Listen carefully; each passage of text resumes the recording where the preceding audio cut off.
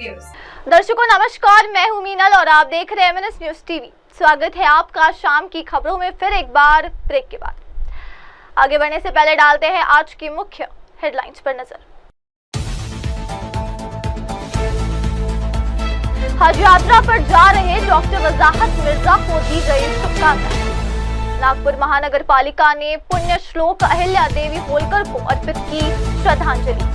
8 जून को मनाई जाएंगी बकरा ईद, जानिए इसका महत्व और इतिहास। और अब आगे बढ़ते हैं और डालते हैं नजर खबरों पर विस्तार से। हज यात्रा पर जा रहे डॉक्टर वजाहत मिर्जा को दी गई शुभकामनाएं। वक्फ बोर्ड के पूर्व अध्यक्ष और पूर्व विधायक डॉक्टर वजाहत मिर्जा हज के पाक सफर पर रवाना हो रहे हैं। इस अवसर पर सामाजिक, धार्मिक और राजनीतिक क्षेत्रों के कई गणमान्य व्यक्तियों ने उन्हें शुभकामनाएं दी और सफल, सुरक्षित तथा पुण्यदायी यात्रा की कामना की। डॉक्टर मिर्जा की इस यात्रा को एक आध्यात्मिक पड़ाव के रूप में देखा जा रहा है। वे वर्षों से समाज सेवा और धर्म कार्य से जुड़े हुए हैं और हज पर उनका जाना समुदाय के लिए गौरव की बात मानी जा रही है। विदाई कार्यक्रम के दौरान उन्हें फूलों के गुलदस्ते और यादगार भेंट की गई। लोगों ने दुआ की कि वे हज के इस पवित्र सफर से सकुशल लौटे और वहां अपने मुल्क और समाज के लिए दुआएं करें। और अब अगली खबर। नागपुर महानगर पालिका ने पुण्य श्लोक अहिल्या देवी होलकर को अर्पित की श्रद्धांजलि। नागपुर महानगर पालिका ने लोक कल्याणकारी शासन की प्रतीक एवं मराठा साम्राज्य की महान शासिका पुण्य श्लोक अहिल्या देवी होलकर को भावपूर्ण श्रद्धांजलि अर्पित की है। महानगर पालिका मुख्यालय स्थित छत्रपति शिवाजी महाराज प्रशासनिक भवन के हॉल में एक सादे लेकिन भावनात्मक समारोह का आयोजन किया गया। कार्यक्रम में महानगर पालिका के मुख्य स्वच्छता अधिकारी डॉक्टर गजेंद्र महल्ले ने अहिल्या देवी होलकर के चित्र पर पुष्प अर्पित कर श्रद्धांजलि दी। इस अवसर पर जनसंपर्क अधिकारी श्री मनीष सोनी, श्री अमोल चेक, श्री शैलेश जाम्बुलकर, स्वच्छता विभाग के श्री लोकेश बसनवार, श्री गजानन जाधव, श्री प्रवीण वानखेड़े, श्री प्रमोद गणवीर, अग्निशमन विभाग के कर्मचारी तथा अन्य कर्मचारी प्रमुख रूप से उपस्थित थे। कार्यक्रम के माध्यम से नगर प्रशासन ने अहिल्या देवी होलकर के सामाजिक न्याय, सेवा, नारी शक्ति और जन कल्याण के मूल्यों को स्मरण करते हुए उन्हें सच्ची श्रद्धांजलि अर्पित की। और अब अगली खबर। 7 जून को मनाई जाएंगी बकरी ईद। बकरा ईद, जिसे ईद उल अजहा या ईद उल जुहा के नाम से जाना जाता है, मुस्लिम समुदाय एक अत्यंत महत्वपूर्ण पर्व है। ये इस्लाम के 2 सबसे बड़े त्योहारों में से एक है और इसे त्याग, समर्पण और सेवा का प्रतीक माना जाता है। इस वर्ष भारत में बकरा ईद 7 जून 2025 यानी कि शनिवार को मनाई जाएगी। भारत में 28 मई 2025 को चांद दिखने के बाद हिज्जा का महीना शुरू होगा। इस्लामिक कैलेंडर के अनुसार बकरीद हिज्जा महीने की 10वीं तारीख को मनाई जाती है। वहीं सऊदी अरब में 27 मई को चांद देखा गया, जिसके अनुसार वहां बकरीद 6 जून को मनाई जाएगी। इस दिन की जड़ें हजरत इब्राहिम की उस ऐतिहासिक घटना से जुड़ी है जब उन्होंने अल्लाह के हुक्म पर अपने बेटे हजरत इस्माइल की कुर्बानी देने का इरादा किया था, लेकिन अल्लाह ने उनकी निष्ठा और भक्ति देखकर उनके बेटे की जगह एक बकरा भेजा। इस घटना की याद में मुसलमान इस दिन जानवरों की कुर्बानी देते हैं। बकरा ईद सिर्फ कुर्बानी का पर्व नहीं, वो त्याग, भक्ति, मानवता, समानता और दया की भावना को प्रकट करता है। ये दिन हमें सिखाता है कि अल्लाह के आदेशों का पालन करते हुए दूसरों की सहायता करना और समाज में भाईचारा बनाए रखना सबसे बड़ा धर्म है।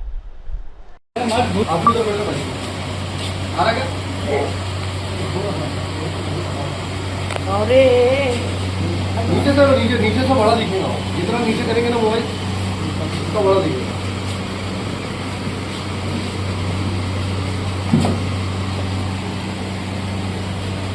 मोबाइल देखो ऐसा है जो है ना, उसको ऐसा करो, मतलब थोड़ा फैला नहीं मेरी हाइट नीचे है, पकड़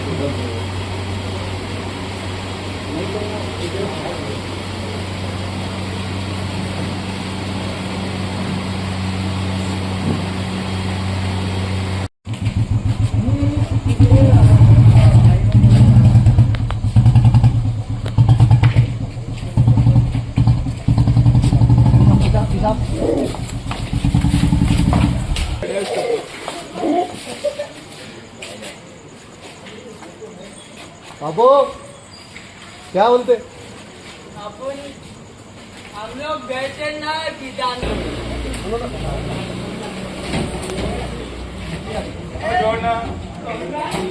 अरे इसमें बिठाओ ना बाबू को।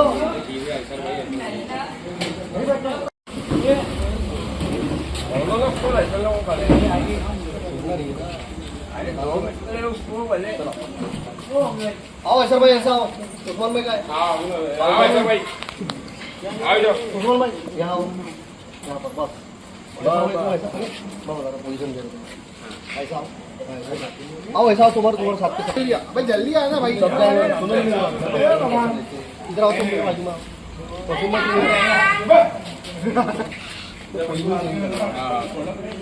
अंदर भाई, तुम इधर आओ।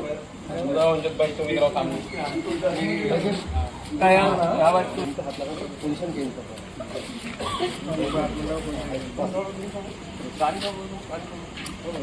नहीं गाड़ी में कर लो, अंदर पे गाड़ी कर लो। आओ जाइए, पकड़ेगा ना पोजीशन देना ना बराबर। आओ ना भाई, इधर वसीम भाई, घुटने के पास से उठाओ ना। अरे घुटने के पास से उठाओ ना ऊपर, हाथ ऐसे डालो ऊपर, हाथ ऊपर बाकी नीचे हाथ नीचे। उस्मान भाई ऊपर आओ ना, पीछे पीछे काफी जरा, काफी पीछे। गाड़ी छोड़ो, गाड़ी छोड़ो, गाड़ी छोड़ो।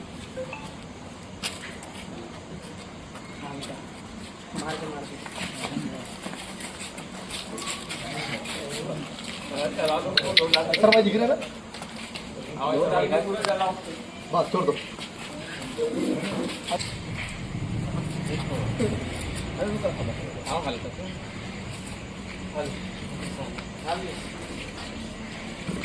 हाँ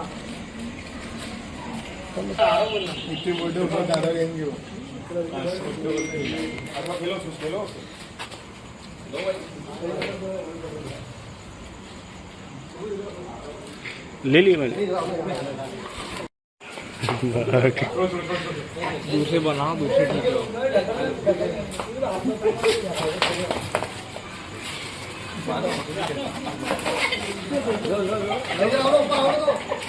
उधर उधर जाओ, उधर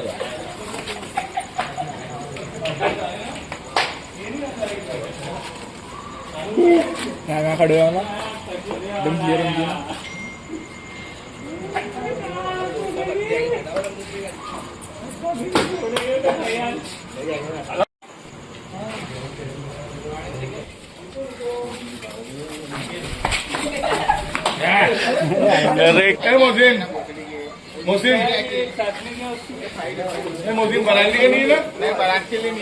बकरे का नाम जो है वो शमशीर है, और इस बकरे को जमुनापारी नस्ल बोलते हैं, जिसमें ये हंसा नस्ल बोली जाती है। और मेरा नाम नदीम खान है, और बंटी अब्बू मियाँ बोलते हैं मेरे को।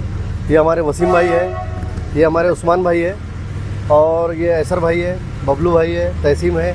ये हमारी पूरी टीम है जिसने इसको तैयार किया है। और हमारे दोस्त है यस्मीन भाई, इमरान भाई छिंदवाड़ा वाले, जिनकी वजह से हमको ये बकरा मिला है। और ये बकरे की जो खासियत है वो ये है कि ये नस्ल जो है वो चंबल में होती है, और नागपुर शहर के अंदर में 2001 में हमने ये नस्ल लेकर के आई है। वहाँ से ये पूरे विदर्भ में नस्ल फैली है। और इस बकरे की खासियत ये है कि ये वाइट कलर में होता है, और ये एकमात्र वर्ल्ड के अंदर में एकमात्र नस्ल है जो इतनी खूबसूरत नस्ल है। और कितनी सेलिंग भी करी है, कितने में गए हैं? इसको हमने सेल किया है, जो कि भंडारा के रहने वाले जनाब जरदार पटेल है, जिनको हमने ये सेल किया है। और हमारे ऐसर भाई के बोलने पर हमने उनको दिया है ये बकरा। और इस बकरे की माशाल्लाह ईद के अंदर में कुर्बानी होनी है, और इस कुर्बानी के अंदर में ये भंडारा के अंदर में ये बकरा हमने दिया है। और ये पहली बार ये बकरा इतना बड़ा भंडारा के अंदर में जा रहा है, जो 163 किलो का है, और ये 1,51,786 में दिया है। ऐसे क्या खिलाते हैं इसको, में क्या है? इस बकरे की जो डाइट है वो सब हैवी डाइट होती है, जो कि मतलब सभी तरीके का फूड होता है उसके अंदर में। उसको भिगा करके रात में और सुबह दिया जाता है, पत्ती खिलाई जाती है, और भी चीज़ें इसके अंदर में, दूध पिलाया जाता है, जब जा कर के सारे हैवी बकरे बनते हैं। इसके पहले कौन सा बकरा था आपके पास? हमारे पास में देखिए, हमने यहाँ नागपुर शहर के अंदर में हमने पूरी कोशिश की है कि अच्छे से अच्छी प्रजाति यहाँ लेकर के आए, जिसमें हमने सबसे पहले जमुनापारी नस्ल लेकर के आया। उसके बाद में हमने फिर बीटल नस्ल लेकर के आया। अब इस बार जो ये हंसा नस्ल का ट्रेंड है तो हमने हंसा नस्ल लेकर के आया है। तो हम ये चाहते हैं कि नागपुर शहर और विदर्भ के अंदर में ये सारी नस्ल फैले, और ये फैल चुकी है काफ़ी। और कलमना मंडी में आप जब जाओगे तो सबसे ज़्यादा जमुनापारी नस्ल के बकरे पाए जाएंगे वहाँ पर। लोगों को क्या एक आह्वान करेंगे? लोगों को हम ये आह्वान करेंगे कि जैसी किसानी होती है, काश्तकारी होती है, उसी तरीके से ये बकरे की भी काश्तकारी होती है। ये भी एक किसानी है, और इस किसानी के अंदर में ये बकरे की जो है प्रजाति आती है। तो अवेयरनेस हम लोग चाहते हैं कि हर आदमी एक जानवर पाले। वो जानवर से जो मोहब्बत होती है उससे पता चले कि मोहब्बत क्या चीज़ होती है और इंसानियत क्या चीज़ होती है। तो ये जो अभी आजकल जो माहौल चल रहा है, उस माहौल के अंदर में ये बकरे की जो प्रजाति है, हम उसके ज़रिए से लोगों को मोहब्बत का पैगाम देना चाहेंगे, जो कि हमारी पूरी टीम वर्क है। अयान है, ये सब लोग जितने भी बच्चे हैं, ये सब लोगों ने मिलकर के इसको बहुत मोहब्बत से पाला है। और हमारे उस्मान भाई है जिन्होंने हमारे को इसके लिए मतलब आगे बढ़ने के लिए बोला है कि भाई हमको ये प्रजाति को अपने को नागपुर शहर के अंदर में फैलाना है।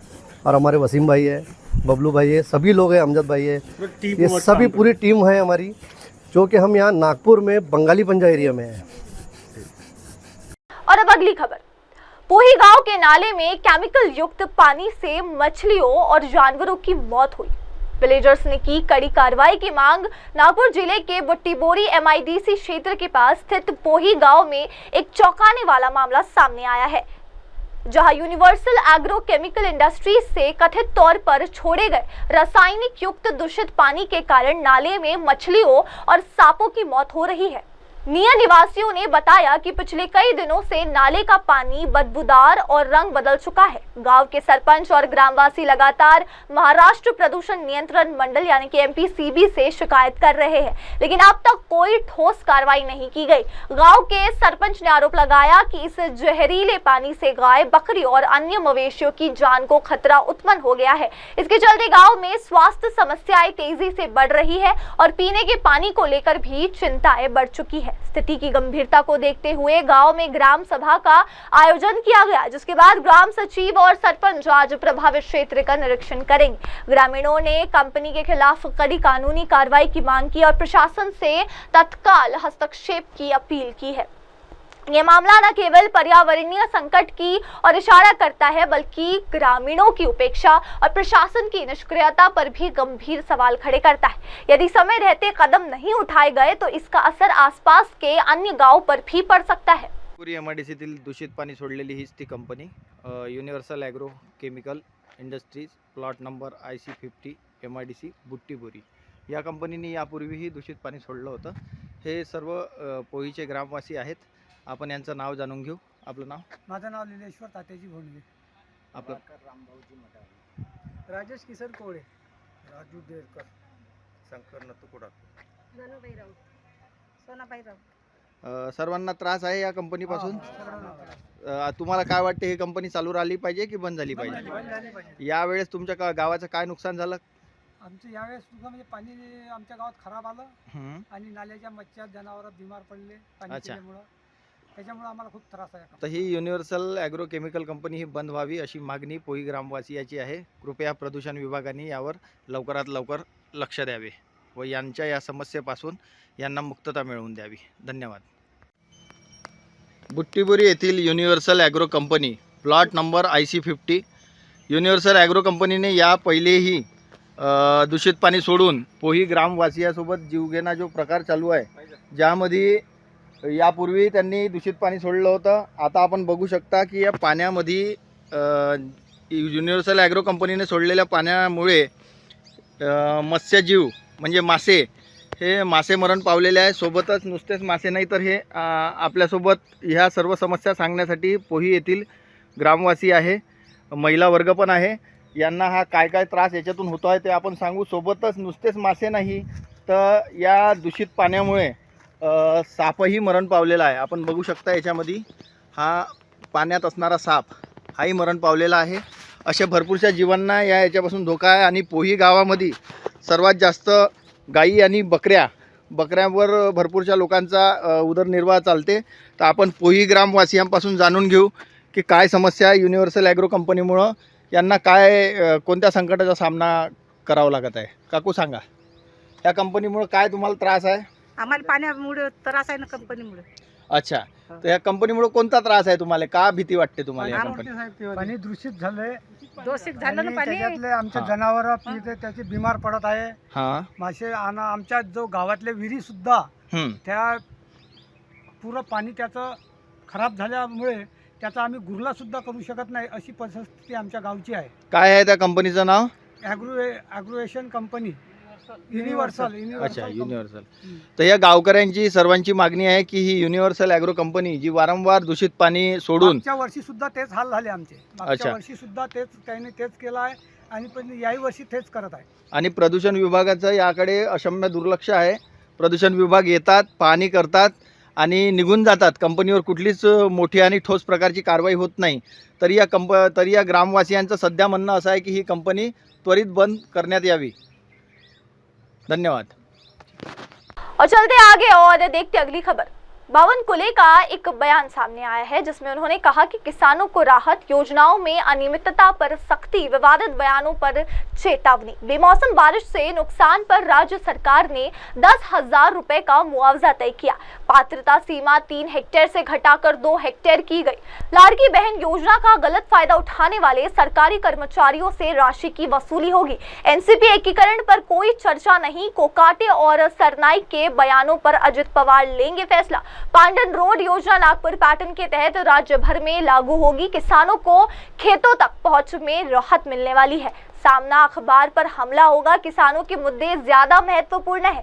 सुप्रीम कोर्ट के फैसले पर कहा गया कि पढ़ने के बाद ही प्रतिक्रिया दूंगा। सर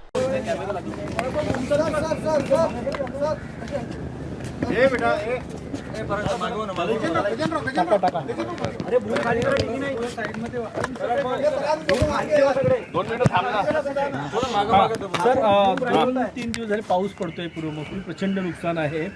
नागपूर जिल्ह्यातील नुकसान, महाराष्ट्रभर नुकसान आहे. पंचनाम्याचे आदेश दिले का? दुसरं मदतीचा निकष 3 हेक्टरवरून 2 हेक्टरवर केलेला आहे, त्याच्यावर महाराष्ट्रामध्ये मे महिन्यामध्ये आणि जूनच्या पहिल्या आठवड्यामध्ये अपेक्षित नसलेला पण काही ठिकाणी आता मोठ्या प्रमाणावर नुकसान होणारा पाऊस या ठिकाणी पडलेला आहे. खरं तर आपल्याकडे जूनच्या 15पर्यंत पाऊस येतो. नुकसान झालं आहे त्याची नुकसान भरपाई देण्याकरता माननीय मुख्यमंत्र्यांनी पंचनामे करण्याचे आदेश दिले आहेत. मोठ्या प्रमाणावर काही नुकसान झालं आहे. काही बागायती नुकसान आहेत, कांद्याचं आहे, विदर्भातील आणि सर्वच महाराष्ट्रात नुकसान झालं आहे. या नुकसान भरपाई करता प्रत्येक कॅबिनेटमध्ये हा विषय येतो. माननीय मुख्यमंत्र्यांनी स्पष्टच त्या ठिकाणी एक धोरण ठेवलेलं आहे की मंत्रिमंडळाच्या बैठकीमध्ये पहिला विषय हा पूर परिस्थिती, पाणी टंचाई या सर्व विषयावर असतो. त्यामुळे मागच्याही बैठकीत मंत्रिमंडळाच्या सविस्तर चर्चा माननीय मुख्यमंत्री देवेंद्र फडणवीसजी, उपमुख्यमंत्री एकनाथजी आणि अजितदादा आम्ही सर्व मंत्रिमंडळाने सविस्तर 1.5 तास चर्चा केली. आणि या 1.5 तासाच्या चर्चेमध्ये केंद्र सरकारचे आपत्ती व्यवस्थापन, मदत पुनर्वसनाचे नियम असतील, राज्य सरकारचे असतील, त्यात काय सुधारणा करायच्या आहेत, काही जे पडलेली घरं आहेत, वाहून गेलेली घरं आहेत, त्यांना नवीन घर कसं द्यायचं, आपले जे खावटी आहे 10,000 रुपये ती 5,000 रुपये होती, ती 10,000 रुपये करण्याचा निर्णय. सोबतच टपरी आणि काही जे वाहून गेलं असतं, व्यावसायिक छोटे छोटे जे शॉप असतात ते वाहून गेले असतात, ते सुद्धा मोठ्या प्रमाणावर त्यांना 10,000 रुपये नुकसान भरपाई देणं, शेतकऱ्यांना जास्तीत जास्त मदत मिळणं, असे अनेक निर्णय मंत्रिमंडळाने घेतले आहे.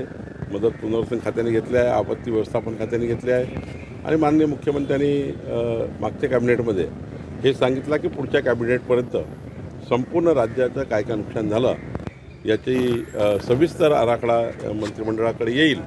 आणि माननीय मुख्यमंत्री, जसं मी पहिलेच सांगितलं की पहिलेही जो सब्जेक्ट असतो मंत्रिमंडळाच्या बैठकीचा की मदत पुनर्वसन आणि आपत्ती व्यवस्थापन आणि पाणी टंचाई या संदर्भाचे विषय, मला वाटतं या विषयामध्ये बऱ्यापैकी महाराष्ट्राच्या जनतेला नुकसान भरपाई मिळेल. NDRF म्हणजे केंद्र सरकारच्या निकषाच्या बरोबरीचे सारे निकष आहे. राज्यांनी उलट वाढवलेले आहे आणि त्यामुळे कोणताही निकष हा कुठलाही बदल नाही. फक्त या ठिकाणी जास्तीत जास्त लोकांना जास्तीत जास्त मदत मिळेल ती या ठिकाणी घेण्याचा निर्णय शासनाने घेतलेला आहे. मला वाटतं याच्यातून जास्तीत जास्त लोकांना मदत मिळणार आहे. सरकारी पदावर असणाऱ्या लाडक्या बहिणी या योजनेचा लाभ घेतला त्याच्यावर काही कारवाई केली जाणार आहे? आता त्यांचे तर पहिले एक जर त्या जे काही जास्ती म्हणजे लाडक्या बहिणीच्या नावाने ज्या कर्मचाऱ्यांनी असं करायला नको होतं, 1,500 रुपये महिन्याकरता आपण त्या ठिकाणी सरकारी सेवेत असलेल्या नोकरदारांनी बहिणींनी ते परत करायला पाहिजे. शासन वसुली करायलाच काही खात्यांनी चौकशी सुरू केली, काही खात्यांनी कारवाई सुरू केली.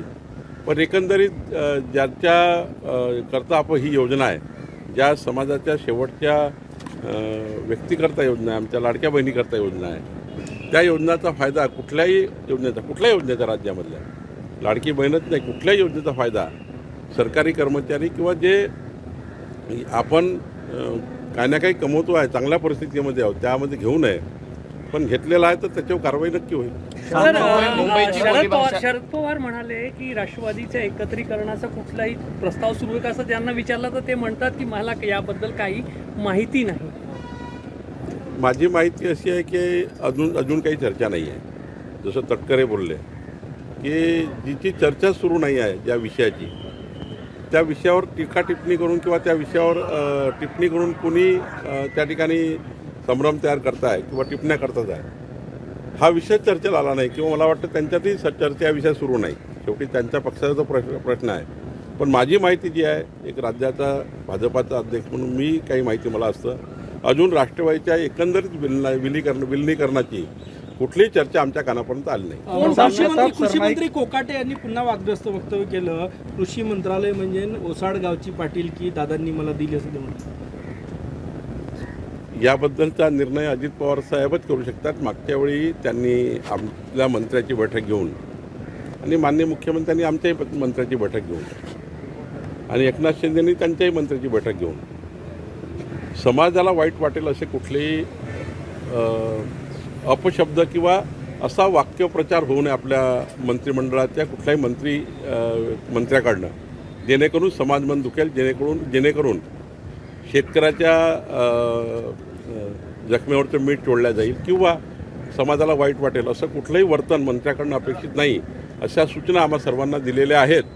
आता कोकाटेजीबद्दल जे काही बोलले आहेत ते अजितदादा याचा विचार करतील. मुंबईमधली बोलीभाषा आता हिंदी होत चाललेली आहे दिवसेंदिवस. असं आहे की त्यांच्या बोलण्याचा अर्थ काय होता, लावला काय, याच्याबद्दल तुम्हाला बघावं लागेल. त्या ठिकाणी मीरा भाईंदर किंवा तो जो भाग आहे मुंबई उपनगराचा, त्या ठिकाणी हिंदी भाषिक लोक राहतात आणि मराठी ही सर्वांकरता, आमची माय मराठी ही सर्वांकरता आमची बोलीभाषा, आमची सकाळी झोपून उठल्यापासून झोपतपर्यंतची भाषा मराठी आहे.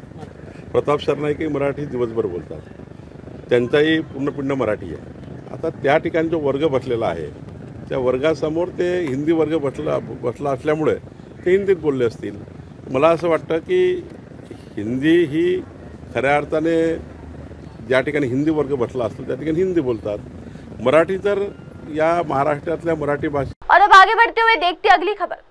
राज्य मंत्री आशीष जायसवाल का एक बड़ा बयान सामने आया है। राज्य मंत्री आशीष जायसवाल ने आज पत्रकारों से बातचीत करते हुए स्थानीय निकाय चुनाव, ग्रामीण पांडन सड़क योजना और बेमौसम बारिश से हुए नुकसान की राहत को लेकर राज्य सरकार की योजनाओं और नीतियों की विस्तार से जानकारी दी। उन्होंने कहा कि महाराष्ट्र सरकार किसानों और ग्रामीण जनता के हित में निर्णायक और जनोपयोगी फैसले ले रही है।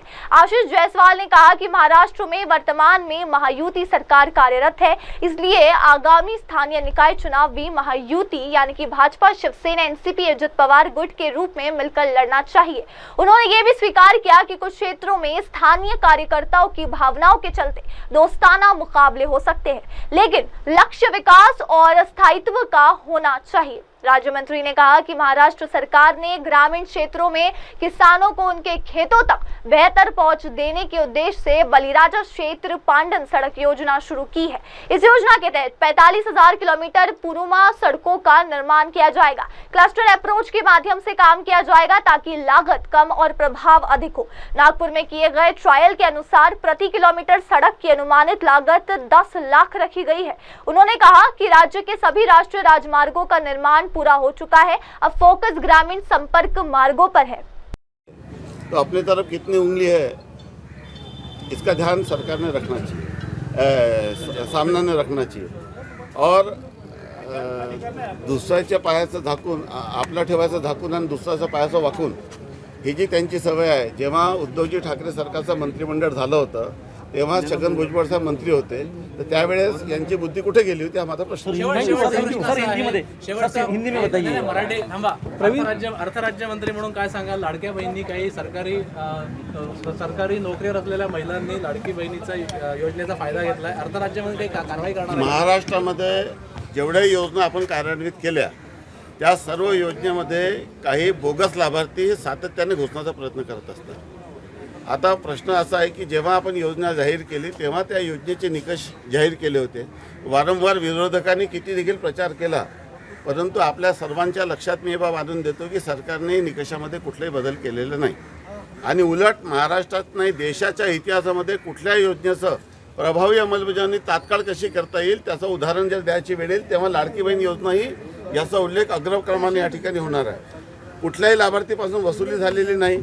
आपण आव्हान केलेलं आहे की लोकांनी आपले नाव कमी करावे आणि दर महिन्याला काही नाव कमी होत आहे। साधारणतः या लाडक्या बहीण योजनेचे जे लाभार्थी होते त्यामध्ये मोठ्या प्रमाणामध्ये जेवढे लाभार्थी या ठिकाणी आलेले आहे त्या सर्वांना माझी विनंती आहे की तुम्ही स्वतःहून आपलं नाव कमी करून टाका।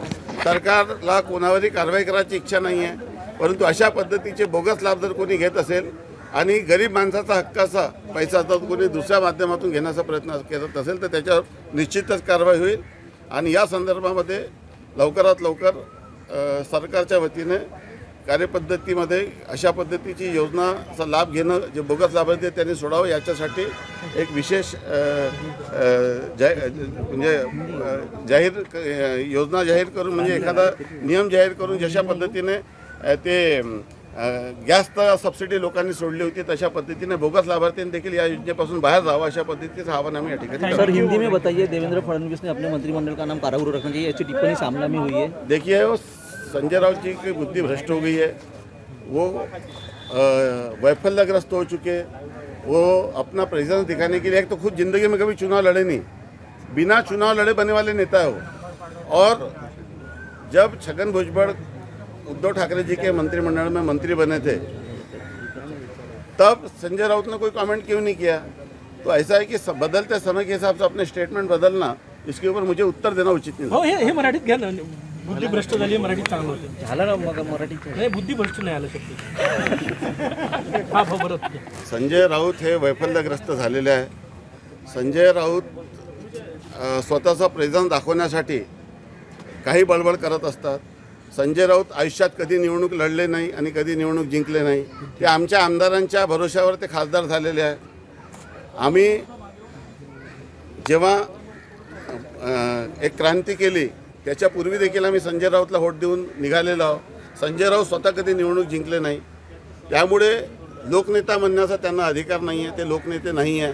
फक्त स्वतःचा प्रेझेन्स मीडियामध्ये आपला स्पेस राहावं म्हणून काहीतरी वक्तव्य करायचे, स्टंटबाजी करायची आणि आपली खासदारकी परत मिळवायची हा त्यांचा जुना धंदा आहे।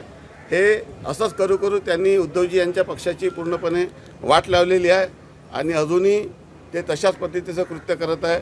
भविष्यामध्ये त्यांच्यापासून उद्धवजींनी सावध राहावं जेणेकरून त्यांचे वाचलेले आमदार आणि खासदार किमान सुरक्षित राहतील। वैफल्यग्रस्त होऊन कशाही पद्धतीची टिप्पणी करायची। माननीय उद्धवजी ठाकरे मुख्यमंत्री असताना त्यांनी जेव्हा छगन भुजबळ साहेब यांना मंत्री केलं होतं तेव्हा संजय राऊत आपल्या तोंडाला कुलूप लावून का बसले होते हा माझा प्रश्न आहे। ते नाही आलं कुठल्या मुद्द्यांवर असेल आणि तुम्ही सोबळावर लढणार आहे का महायुतीत लढणार आहे? महाराष्ट्रामध्ये आपली महायुतीचे सरकार आहे, त्यामुळे महायुतीच्या सरकारमध्ये महायुतीनेच निवडणूक व्हावी ही माझी भावना, ही सर्वांचीच भावना आहे। काही प्रमाणामध्ये छोटे छोटे कार्यकर्ते छोट्या निवडणुकीसाठी खूप मेहनत करत असतात आणि त्यांच्या स्वतःच्या भावना असतात. तर काही ठिकाणी मैत्रीपूर्ण लढत देखील होऊ शकते, परंतु साधारणतः महाराष्ट्राच्या सर्व निवडणुका आम्ही मिळून लढाव्या अशा पद्धतीचं आमची भावना आहे. स्थानिक परिस्थितीमध्ये एखाद्या दुसऱ्या ठिकाणी जर असं झालं तर ते मैत्रीपूर्ण लढत त्या ठिकाणी होऊ शकेल. तुम्ही पांधन रस्त्याचा नागपूर पॅटर्न आता पालकमंत्री साहेब बोलले महाराष्ट्रभरावर, नेमका पॅटर्न काय थोडक्यात समजून सांगा, म्हणजे जेणेकरून आणि त्याचा लाभ कसा घेता येईल शेतकऱ्यांना. महाराष्ट्रामध्ये जेवढे आपले नॅशनल हायवे होते किंवा स्टेट हायवे होते ते आपण आता पूर्ण केलेले आहे. आता MDR ODR रस्ते देखील पूर्ण झालेले आहे. VR ODR देखील आता पूर्णत्वास येत आहे. महाराष्ट्राच्या ग्रामीण भागाच्या शेतकऱ्यांना शेतात जाण्यासाठी, रासायनिक खतं देण्यासाठी, बी बियाणे नेण्यासाठी किंवा उभं पीक जेव्हा कापणीनंतर शेताच्या बाहेर काढण्यासाठी खूप मोठ्या प्रमाणामध्ये रस्त्याची गरज असते, जेणेकरून संत्र्यानंतर इतर सर्व पिकं त्यांना बाहेर नेता येईल. या मागणीवर मी पालकमंत्री पांधन रस्ते योजना अशा पद्धतीची एक योजना तयार करून दिली होती शासनाला. त्याला नंतर मातोश्री म्हणून नाव देण्यात आलं, परंतु नव्याने बळीराजा शेत पांधन रस्ते योजना अशा पद्धतीची एक नवीन योजना मी तयार करून दिलेली आहे. आणि त्यामुळे नागपूर जिल्ह्यामध्ये आणि विशेष करून माझ्या मतदारसंघामध्ये आपण मुरुमाचे जे रस्ते केलेले आहे, जेणेकरून चिखलातून ज्या नरक यातना शेतकऱ्यांना आणि शेतमजुराला भोगावी लागते ती भोगण्याची वेळ येऊ नये. आणि त्यासाठी दिनांक 4 डिसेंबर 2023ला एक शासन निर्णय काढलेला आहे. त्यामुळे जे अवर्गीकृत रस्ते ज्याला नंबर नाही त्याला नंबर द्यायचा निर्णय केलेला आहे. आणि नागपूरमध्ये आपण अशा पद्धतीने एक निर्णय करत आहोत की जेवढे रस्ते आहे त्याला एक टाईप एस्टिमेट करून प्रति किलोमीटर किमान 10 लाख रुपयेच्या एव्हरेजमध्ये पायली टाकून आपण रस्ता करता येईल. आणि बल्क क्वांटिटीमध्ये जर लोकांना काम दिली, ज्यांच्याकडे स्वतःचे JCB पोकलेन रोलर आहे, अशा लोकांना जर काम दिलं आणि जास्त क्वांटिटीचे काम दिलं तर कमी पैशामध्ये जास्त रस्ते होऊ शकतात. आणि क्लस्टर अप्रोचने काम करायचं. क्लस्टर अप्रोचने काम केलं आणि एका माणसाला 20-20 किलोमीटर 50-50 किलोमीटरचे काम दिले तर कामाची कॉस्ट कमी येते. म्हणजे एका दृष्टीनं जशी रिव्हर्स बिडिंग असते आणि त्याच्यामध्ये रॉयल्टी माफ करून आणि जे अतिक्रमण भाग ज्या ठिकाणी आहे ते अतिक्रमण लवकरात लवकर मुक्त व्हावे यासाठी पोलिसांची जी मदत लागते त्याला पैसे लागणार नाही, मोजणीचे पैसे लागणार नाही आणि रॉयल्टीचे पैसे लागणार नाही. आणि त्यामुळे एक मोठा निर्णय शेतकऱ्यांच्या हितासाठी करता येईल. लवकरात लवकर या संदर्भामध्ये एक धोरणात्मक निर्णय घेऊन पुढील 5 वर्षात जे आमच्या निवडणुकीच्या वचननाम्यात होतं की आम्ही 45,000 किलोमीटर बांधून रस्ते बांधणार, तर ते बांधण्याच्या दृष्टीने सरकार प्रयत्नरत आहेच. आणि लवकरात लवकर या संदर्भामध्ये ठोस कारवाई करण्यात येईल. सर्वात प्रमुख अडचण अशी आहे की शेतकऱ्यांची पिके मोठ्या प्रमाणामध्ये असतात आणि फक्त उन्हाळ्यामध्ये शेतपालन रस्त्याची कामं करता येतात. त्यामुळे याचा एक नियोजनबद्ध कार्यक्रम करण्याचा प्रयत्न या संदर्भात राहणार आहे. आणि नागपूर पॅटर्न हा पूर्ण महाराष्ट्रात आम्ही यशस्वी केल्याशिवाय राहणार. 2 हेक्टरवरती निकष बदलले. तुम्ही राज्यमंत्री म्हणून काय सांगाल? निकष 3 हेक्टर. बघा, देशभरामध्ये मदतीचे जे निकष आहेत ते NDRF मध्ये या ठिकाणी जाहीर केलेले असतात. त्यापेक्षाही महाराष्ट्रामध्ये राज्य शासनाने मोठ्या प्रमाणामध्ये शेतकऱ्यांना मदत करण्यासाठी निर्णय घेतलेला आहे. आपल्या सर्वांच्या माहितीसाठी सांगतो की 30 तारखेला म्हणजे कालच एक नवीन GR सरकारने काढलेला आहे की जे जुने निकष होते त्या निकषानुसारच आता वाढीव मदत जी होती ती देण्याचा देखील निर्णय सरकारने केलेला आहे. शेवटी एखादा दुष्काळ आला, एखादा पूर आला तर सर्व वंचित घटकाला न्याय मिळावा. जे लोक याच्या लाभापासून वंचित राहत होते आणि वेळोवेळी बदल करायचे. डुप्लिकेशन काही भागात होत आहे ते डुप्लिकेशन टाळायचं. आपल्या माहितीसाठी सांगतो की आपण पीक विमामध्ये पैसे देतो, SDRF NDRFमधूनही देतो आणि सोबतच एखाद्या वेळी अवकाळी किंवा अवेळी पाऊस आला तर त्याच्यातून अर्थसंकल्पात देखील पैसे देतो. महाराष्ट्राच्या इतिहासात जेवढी मदत शेतकऱ्याला झाली नाही तेवढी मदत मागील 2.5 वर्षात झाली आहे. याचा रेकॉर्ड आपल्याकडे उपलब्ध आहे. आपल्यालाही मी सांगतो, महाराष्ट्राच्या जनतेलाही सांगतो की आपण जर आर्टिफिशियल इंटेलिजन्समध्ये ChatGPT जर आपण हा प्रश्न विचारला तर आर्टिफिशियल इंटेलिजन्स देखील आपल्याला उत्तर देईल की महाराष्ट्राच्या शेतकऱ्याला किती मदत दिलेली आहे. मदत देताना वेळोवेळी निकषामध्ये जसं आवश्यक वाटलं तसं बदल करणे हे अभिप्रेत असते. ते बदल सरकार करत आहे जेणेकरून वंचित लोकांना लाभ देता येईल आणि योजनेचं डुप्लिकेशन आहे. बोगस बियाणं विक्रीचा मोठा धोका आहे. BT बियाणं असेल प्रामुख्याने. यासाठी आपण काय कारवाई? आपल्याला सर्वांना कल्पना आहे की परवाच परभणीमध्ये देखील माननीय मुख्यमंत्री महोदयांनी जाहीर केलं. त्या दिवशी आपली जी खरीप पूर्व आढावा सभा झाली त्याच्यातही जाहीर केलं की आता आपण सारथी पोर्टलमध्ये सर्व बियाणे आलेलं आहे. आणि त्यामुळे यावर्षी तर आपण एप्रिलमध्ये तो निर्णय घेतला, पुढच्या वर्षी 100% बियाणे याचा सोर्स आपल्याला आयडेंटिफाय होणार आहे. त्यामुळे अशा पद्धतीची कुठली अडचण राहणार नाही असं मला मत आहे. दुसरं एक निर्णय अजून भविष्यामध्ये सरकार करण्याच्या विचाराधीन आहे की एखाद्या ठिकाणी जर बियाणं बोगस निघालं तर शेतकऱ्याला कंझ्युमर कोर्टात जावं लागते. याला देखील कायदेशीर प्रोटेक्शन कसं देता येईल त्या दृष्टीने शासनाचा विचार सुरू आहे. राज्यात 2 टप्प्यात निवडणूक होणार असल्याची चर्चा सुरू आहे. 1 लाख निवडणुका कशा घ्यावा हा निवडणूक आयोगाचा विषय आहे. जशा पद्धतीचं अधिसूचना निघेल तशा पद्धतीची आमची तयारी आहे. एक गौप्यस्फोट परत एकनाथ खडसे यांनी केला की मला अजित पवार गटाकडनं ऑफर आली होती आणि अमोल मिटकरी यांच्या माध्यमातून ही ऑफर आली, तर त्यांनी म्हटलं आहे पवार गटाकडे. हे बघा, प्रत्येक राजकीय पक्ष आपला पक्ष वाढवण्यासाठी प्रयत्न करत असते, त्याच्यात काही वाईट नाही. थैंक सर, देवेंद्र फडणवीस ने अपने मंत्रिमंडल का नाम कारागृह रखना चाहिए ऐसा सामना में अग्रलेख आया, उसका अध्यक्ष छगन भुजबल को बनना चाहिए ऐसा कहा गया. कैसा है? चलते आगे और देखते अगली खबर। ऑपरेशन सिंदूर की सफलता के बाद वालूज में भव्य तिरंगा रैली, भारत माता की जय के नारों से गूंजा क्षेत्र। कश्मीर के पहलगाम में हुए आतंकवादी हमले के बाद भारतीय सैनिकों द्वारा चलाए गए ऑपरेशन सिंदूर की सफलता और वीरता को श्रद्धांजलि देने के उद्देश्य से वालूज शहर में एक भव्य तिरंगा रैली का आयोजन किया गया। इस रैली में देशभक्त नागरिकों और गरुड़ जैप एकेडमी के 1000 से अधिक छात्रों ने भाग लिया। रविवार शाम 4 बजे ये रैली बजाज नगर स्थित विट्ठल रुक्मिणी मंदिर क्षेत्र से भारत माता की पूजा के साथ प्रारंभ हुई। रैली में छात्र छात्राएं भारत माता की जय और वंदे मातरम के नारों के साथ पूरे वातावरण को देशभक्ति से सराबोर कर रहे थे। देशभक्ति गीतों की गूंज ने माहौल को और जोशीला बना दिया। इस रैली का मुख्य आकर्षण 100 फीट लंबा तिरंगा झंडा और भारत माता की वेशभूषा में सजे छात्र छात्राएं रहे। गरुड़ जैप की निदेशक प्रोफेसर नीलेश सोनावणे सहित अनेक गणमान्य नागरिक इस आयोजन में शामिल हुए।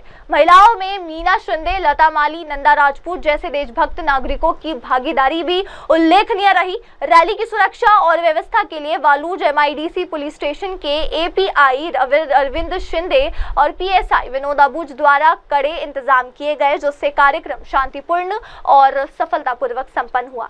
ऑपरेशन सिंदूर के जरिए भारत ने आतंक के खिलाफ कड़ा संदेश है और इस रैली ने देशवासियों के बीच एकता, देशभक्ति और भारतीय सैनिकों के प्रति सम्मान की भावना को और मजबूत कर दिया है।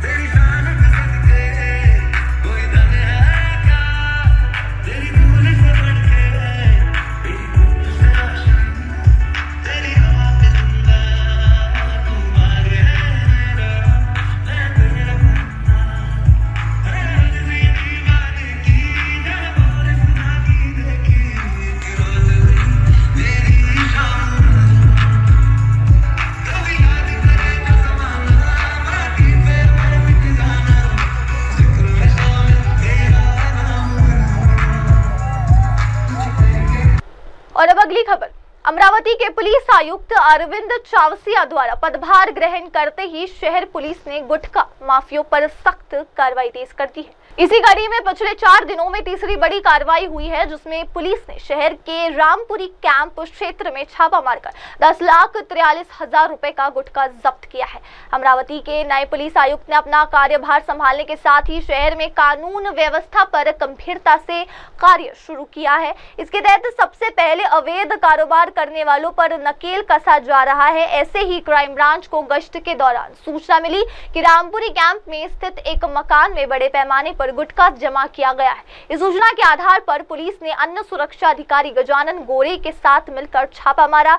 परिसर में रहने वाले राजेश केसवानी के घर की तलाशी ली गई, जहां 2 बंद कमरों में गुटखे की बड़ी खेप पाई गई। आरोपी ने पूछताछ में बताया कि गुटखा बिक्री के उद्देश्य से लाया गया था। पुलिस ने गुटखा जब्त कर आरोपी को हिरासत में ले लिया है। अन्न सुरक्षा अधिकारी गजानन गोरे की शिकायत पर गाडने नगर पुलिस स्टेशन में राजेश केसवानी के खिलाफ मामला दर्ज किया गया है। इस कार्रवाई से शहर में गुटखा माफियाओं में खलबली मच चुकी है। और अब अगली खबर, एनसीपी अपने दम पर लड़ेगी निकाय चुनाव, विधायक करे मोरे ने दी बड़ी जानकारी, कहा असली ताकत चलती है पता। सुप्रीम कोर्ट के आदेश पश्चात राज्य के सभी राजनीतिक दल चुनाव की तैयारी में लग गए हैं। राज्य की सत्ता में बैठी महायुति के घटक दल एक साथ चुनाव लड़ेंगे या अकेले, इसको लेकर चर्चाओं का दौर शुरू है। इसी बीच एनसीपी नेता और तुमसर विधायक राजू कारेमोरे ने बड़ा बयान दिया। एक निजी समाचार चैनल से बात करते हुए कारेमोरे ने कहा कि पंचायत समिति, जिला परिषद, नगर परिषद और नगर पालिका चुनाव में एनसीपी अजित पवार गुट अकेले लड़ेगा। इससे पार्टी कार्यकर्ताओं और नेताओं की ताकत का पता चलता है।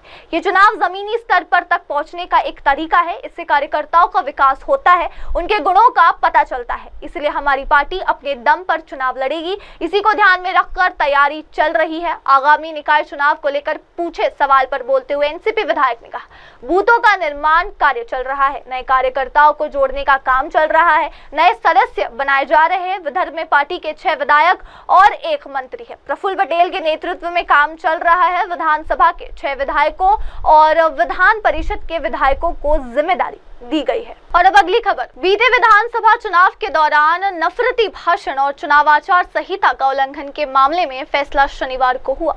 सीजेएम डॉक्टर केवी सिंह ने मामले में पक्षकारों की बहस सुनने के बाद फैसले के लिए 31 मई की तिथि नियत की थी।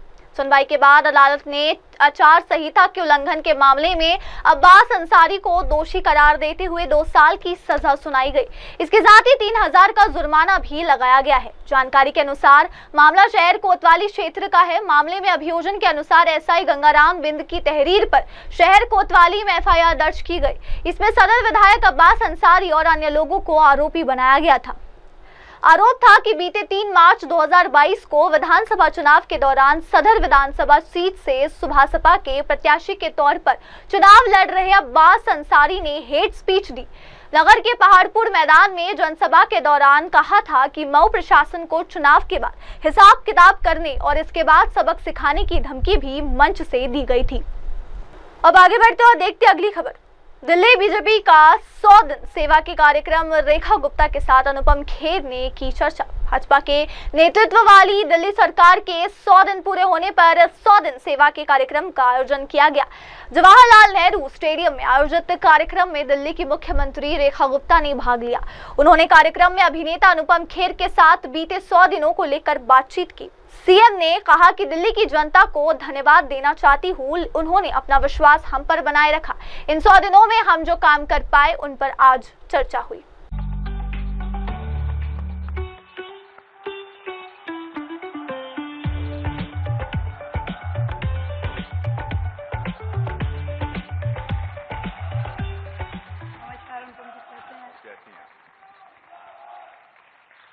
माननीय मुख्यमंत्री रेखा गुप्ता जी, आपका स्वागत है। आइए, आप इधर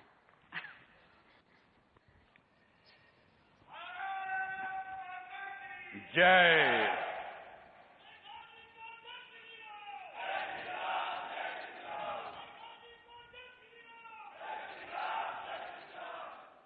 बातों का सिलसिला शुरू करें रेखा जी।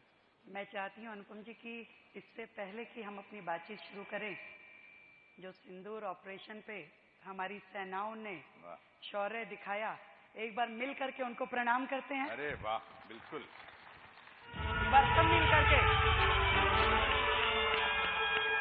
समय सिंदूर तो स्वयं तो रोक न पाए हम, नेतृत्व शक्तिशाली ने दिखाया क्रोध पराक्रम।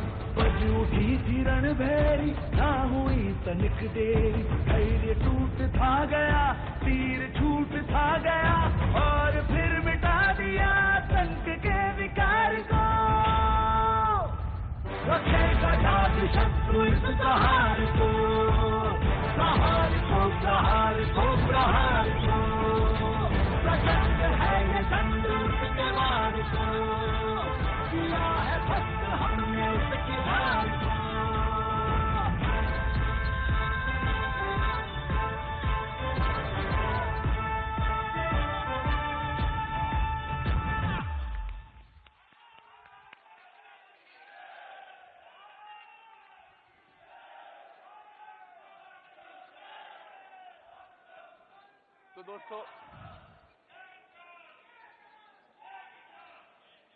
तो दोस्तों पहला डिफरेंस तो आपने आज ही दिखा दिया कि बात की शुरुआत में आपने कहा कि ऑपरेशन सिंदूर की बात करते हैं। अच्छा लगा इस बार सरकार ने। और अब अगली खबर, कोविड ने राजधानी में पकड़ी रफ्तार, 3 हुई मरने वालों की संख्या। दिल्ली में कोरोना की रफ्तार तेजी से बढ़ती जा रही है। अब तक इस साल जनवरी से कोरोना से 3 लोगों की जान जा चुकी है। आज ही 31 वर्षीय व्यक्ति की मौत हुई जो पहले से निमोनिया से ग्रस्त था। केंद्रीय स्वास्थ्य मंत्रालय ने आंकड़ों के मुताबिक इस साल दिल्ली में कोरोना से ये पहली मौत हो चुकी है।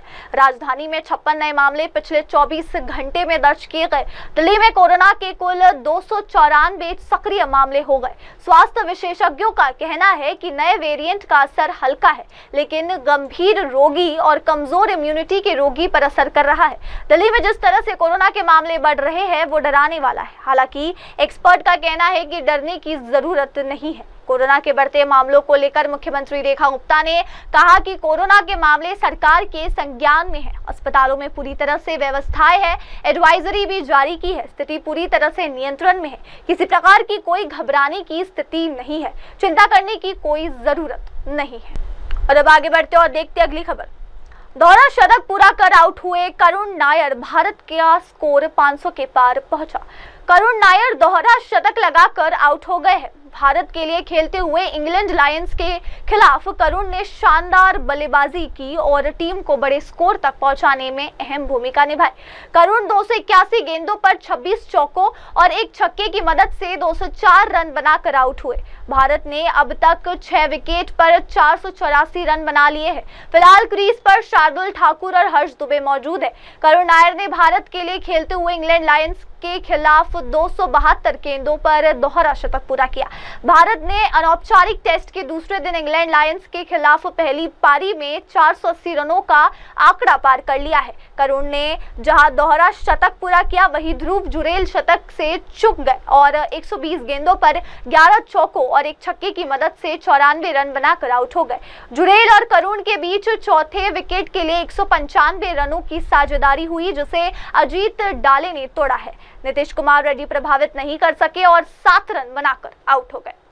अब लेते हैं एक छोटा सा ब्रेक। ब्रेक के बाद लौटेंगे और जानेंगे देश दुनिया की तमाम बड़ी खबरें। तब तक के लिए आप देखते रहिए MNS न्यूज TV। नमस्कार। हाय हेलो नमस्कार, मैं हूं पंकज विष्णु और आप देख रहे हैं MNS न्यूज। आप देख रहे हैं MNS न्यूज, सच जरूर।